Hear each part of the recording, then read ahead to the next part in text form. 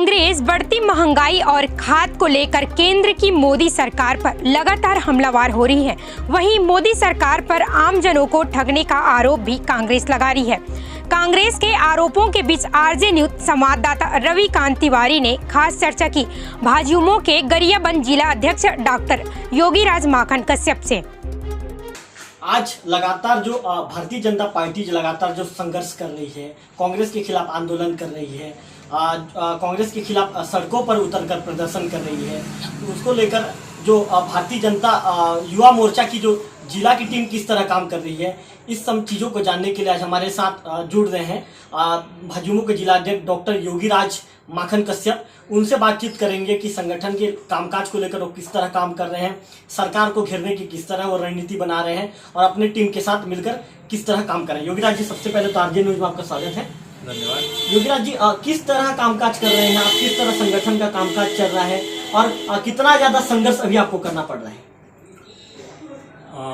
देखिए, बनने के उपरांत हमारा प्रदेश कार्य समिति बैठक हुआ, प्रदेश के बाद जिला कार्य समिति बैठक हुआ और जिला गरियाबंद के 9 मंडलों का 9 मंडल के कार्य समिति बैठक समापन हो चुका है और हम युवा मोर्चा की टीम उत्साहित हैं, प्रफुल्लित हैं और शक्ति केंद्र स्तर तक जाना चालू कर दिए हैं। शक्ति केंद्र के बाद बूथ स्तर तक जाएंगे। कांग्रेस सरकार की विफलताएं, वो 36 जन घोषणाएं जो उन्होंने एक भी वादों को पूरा नहीं किया है, हम उनको लेकर के जा रहे हैं जनता तक और माननीय यशस्वी प्रधानमंत्री के योजनाओं का हम बखूबी से उन तक पहुंचा रहे हैं। उनका लाभ देने के लिए लोगों को प्रेरित कर रहे हैं और जो नहीं ले पा रहे हैं उनको हम लाभ दिला रहे हैं। ये हमारी योजना है।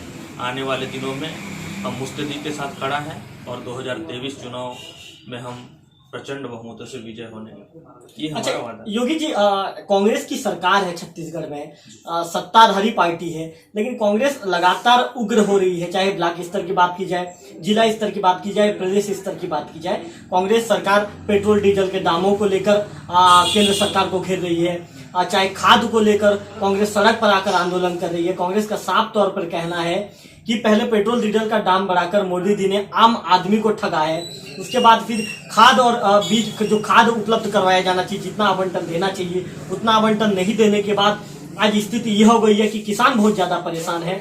मतलब कहीं ना कहीं जो कांग्रेस आरोप लगा रही है कि मोदी सरकार किसान विरोधी सरकार है, क्या कहेंगे? रवि जी, इसमें मैं 2 आपने महत्वपूर्ण मुद्दा बताया। एक तो पेट्रोल डीजल के दाम बढ़ोतरी और दूसरा खाद की समस्या। मैं पहले पेट्रोल डीजल की बात को बताता हूं आपको। रवि जी, आपने देखा होगा यहाँ पर केंद्र में 40 वर्षों से 70 सालों से उनका राज रहा है और जब पेट्रोल डीजल के लिए उन्होंने पॉलिसी बनाया था, सब्सिडी दिया था, उस समय केंद्र ने कहां से पैसा जुगाड़ किया आपको पता है? नहीं, लोगों को भी नहीं पता इसके बारे में। उस समय केंद्र ने सारे जहां से आयात किए थे पेट्रोल और डीजल, उस समय उन्होंने 1 रुपया भी चुकाया नहीं, सिर्फ और सिर्फ ऑयल बॉन्ड जारी किए थे। ये ऑयल बॉन्ड क्या होता है? सबसे महत्वपूर्ण चीज ये होता है, ऑयल बॉन्ड एक अनुबंध होता है, एक एग्रीमेंट होता है कि 10 साल, 20 साल, 30 साल के बाद आपको इसका पैसा देना होगा। यूपीए सरकार 1 और यूपीए 2 में जितने भी ऑयल बॉन्ड लिए हुए थे, उसका मेच्योरिटी अभी हमारे समय में आएगा। तो मोदी सरकार को उनके ब्याज सहित भुगतान करना पड़ रहा है। हमको मांग भी है, हमको आपूर्ति भी करना है और ऑयल बॉन्ड में जो यूपीए सरकार ने उसका खपत किया था, उसको हमको भुगतान करना है। तो यूपीए सरकार ने जनता को कितना छला है, इस बात से आप अंदाजा लगा सकते हैं। लोगों को कितना छला है, उनके पैसाओं का स्कैम करके उन्होंने पैसा भी पे नहीं किया और पैसा ले भी लिया और आज हम उनको पैसा पेमेंट कर रहे हैं मोदी सरकार के माध्यम से। खाद को लेकर जो लगातार आरोप लग रहे हैं, उस पर क्या कहेंगे? खाद को लेकर जो आरोप लग रहे हैं, ये उनकी विकृत मानसिकता का परिचायक है। क्योंककि जहां तक सहकारिता मंत्री ने एक कहा था कि हमें 4 लाख मीट्रिक 3,62,966 टन आपूर्ति किया गया है यूरिया और उसमें से 2,72,503 मीट्रिक टन मिला है और एक आंकड़ा ये बोला था कि 1,85,886 मीट्रिक टन की आपूर्ति हुई है। ये तीनों आंकड़े जो उन्होंने बताए थे उनका आंकड़ा जो है संदर्भित नहीं है। दूसरी बात, ये उनका कहना है कि हमने पहले से मांगा। उन्होंने कोई पहले से प्लान नहीं किया था, ना तो उनके पास कोई आंकड़ा था कि हमें कितना यूरिया चाहिए, कितना डीएपी चाहिए और अन्य फर्टिलाइजर कितना चाहिए। आज छत्तीसगढ़ में भूपेश सरकार की एक मैं स्टेटमेंट भी पढ़ रहा था जो 30 जून का स्टेटमेंट है। उनका कहना ये है कि हमारे 4.8 मिलियन हेक्टेयर हमारे किसान लोग का जमीन है और उसमें हमको 50% 60% हमको खाद मिला है। तो 60% जब आपको खाद मिल चुका था, जून की बात है, तो आपने आपूर्ति क्यों नहीं किया? अब कहाँ उसको रखे, किस डिपार्टमेंट में रखे और किस क्षेत्र में आप उसका सप्लाई किए? तभी अगर 60% भी होता तो जनताओं के पास जो है, अगर सबके तरफ में बराबर सप्लाई करते तो आप सब तरफ से कम 10-10, 20% हर एरिया में सप्लाई होती। परंतु आपने जनमानस को, किसानों को हताहत किया। आपकी ये पॉलिसी के कारण से, आपके पॉलिसी निर्माण के अभाव के कारण से ये सारे चीजें हुआ है। आज इसका सारा जो ठिकरा है केंद्र सरकार के ऊपर पड़ रहा है। ये इनकी विफलताओं का परिचय है। अच्छा योगी जी, यदि बात की जाए, यदि अपन क्षेत्रीय मुद्दों को लेकर बात करें तो राजिम चुनाव में पिछले यदि अपन बात करें, पिछले जो चुनाव की बात करें तो लंबे अंतराल से आपके बीजेपी के कैंडिडेट तो वहाँ पर हारे थे और वहाँ पर जो बिरलानगर में जो जीत हुई थी डमरूधर पुजारी को लेकर, वो भी आपका जो जीत का जो अंतर था वो भी काफी कम हो गया था। करीब 10,000 से आप लोगों ने यहाँ पर भी जीत दर्ज किया था। तो कहीं ना कहीं दोनों जगह राजिम को लेकर तो आप लोगों के लिए बहुत ज्यादा चुनौती है और बिरलानगर भी अभी चुनौतीपूर्ण स्थिति में होने वाला है, क्योंकि कांग्रेस के जितने नेता हैं यहाँ पर ताकत झोंक रहे हैं, तमाम तरह के बड़े बड़े आयोजन किए जा रहे हैं। चाहे जो मतलब जितने भी वर्ग हैं और सबको लुभाने के लिए कांग्रेस के यहाँ पर नेता लगातार काम कर रहे हैं और कांग्रेस के नेताओं का दावा है कि 2023 में बिरलानगर कांग्रेस ही फतह करेगी। क्या कहेंगे दोनों विधानसभा को लेकर?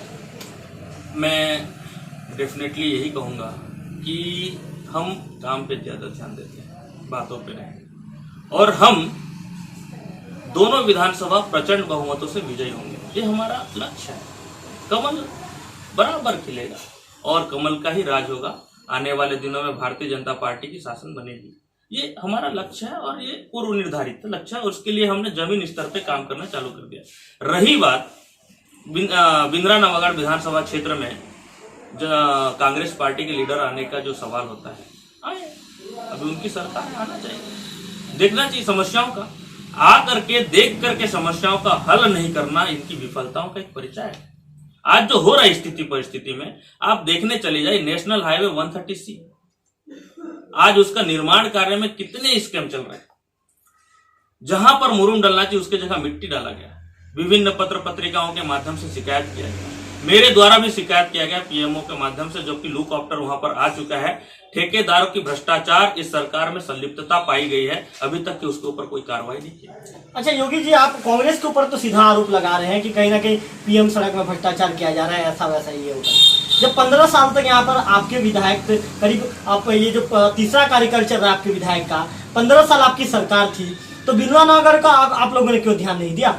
आज क्षेत्र में बिजली की समस्या बनी हुई है, आज क्षेत्र में सड़क की समस्या बनी हुई है, आज क्षेत्र में स्वास्थ्य की समस्या बनी हुई है। अभी भी योगी जी मैं आपको बता दूं कि आज भी देवभोग का जो सामुदायिक स्वास्थ्य केंद्र है वहां पर अभी भी कुछ डॉक्टरों की कमी है। कांग्रेस सरकार के आने के बाद वहां पर जो डॉक्टरों की जो पूर्ति होनी थी हुई, तो कहाँ थे योगी जी? आप लोग 15 साल तक कहाँ थे, या 15 साल तक आपके विधायक कहाँ थे? जबकि आपके जो पूर्व विधायक थे गोवर्धन माझी संसदीय सचिव पद पे भी पदस्थ थे, कहाँ थे आप लोग 15 साल? रवि जी, आपको मैं एक बात बताना चाहूंगा कि जब छत्तीसगढ़ का निर्माण हुआ था, श्री अटल बिहारी जी की उपलब्धि के कारण से छत्तीसगढ़ का निर्माण हुआ, उनकी देयता है, उनको मैं विनम्र श्रद्धांजलि के साथ उनको सादर अभिवादन करता हूँ। और जब निर्माण होने के बाद प्रथम 3 वर्ष जो है कांग्रेस शासन रूल किया, उसके उपरांत हमारे भारतीय जनता पार्टी को शासन करने का मौका मिला। इन 15 वर्षों में आपने देखा होगा कि एक जो राज की एक सड़क थी, कच्ची सड़क, उसको राजकीय सड़क में परिवर्तन किया गया। राजकीय सड़क के उपरांत उसको नेशनल हाईवे सड़क में परिवर्तन किया। आज ये जो सड़क दिख रहा है, जो रायपुर से देवभोग होते हुए उड़ीसा की ओर जाने वाली जो सड़क है, आज नेशनल हाईवे 130C के नाम से जाना जाता है, वो सड़क का देन किसका है? भारतीय जनता पार्टी का देन है। इस क्षेत्र में एक भी कॉलेज नहीं थे, आज 3-3, 4-4 कॉलेज संचालित हो गए। ये किनकी देन है? भारतीय जनता पार्टी की देन है। जहां हम लोग कच्चे सड़क, जहां हम लोग पैदल पढ़ने के लिए जाते थे, वहां पर हमारे पास एक साइकिल चलाने के लिए जगह नहीं होता था, या पैदल जाने के लिए कीचड़ में धस धस के जाते थे। आज सारे के सारे सड़कों को देखने चले जाए, वहां पर पक्की सड़क बनी हुई है। आज आपने हॉस्पिटल के बारे में बताया, हॉस्पिटल में सिविल हॉस्पिटल की मांग को लेकर के पहले भी बातें आई थी और उसका स्वीकृति भी हुआ था। डॉक्टर्स की यहाँ पर रिक्त पदों की भर्ती भी हुई थी, परंतु यहाँ पर डॉक्टर्स आना नहीं चाहते। उनको लगता है कि ये बैकवर्ड क्षेत्र है, पर ऐसा नहीं है। उनका मन नहीं करता इसलिए नहीं आते हैं, या फिर उनको अन्य कारण होता है, पारिवारिक या फिर जो भी सामाजिक कारण हो उसके कारण से नहीं आते हैं। सरकार इसमें बखूबी ध्यान दिया था, स्वास्थ्य को लेकर के, सड़क को लेकर के, स्कूल को लेकर के, सारे मूलभूत सुविधाओं को लेकर के अपने हमारी सरकार ने बिल्कुल ध्यान दिया था। रही बात, आपने महत्वपूर्ण सवाल उठाया जो बिजली की सवाल। आज जो 132 और 33 kV जो लाइन लग रहा है, कहाँ? इंदा गांव में सब स्टेशन का जो निर्माण हो रहा है, इसकी स्वीकृति किसके काल में हुई थी?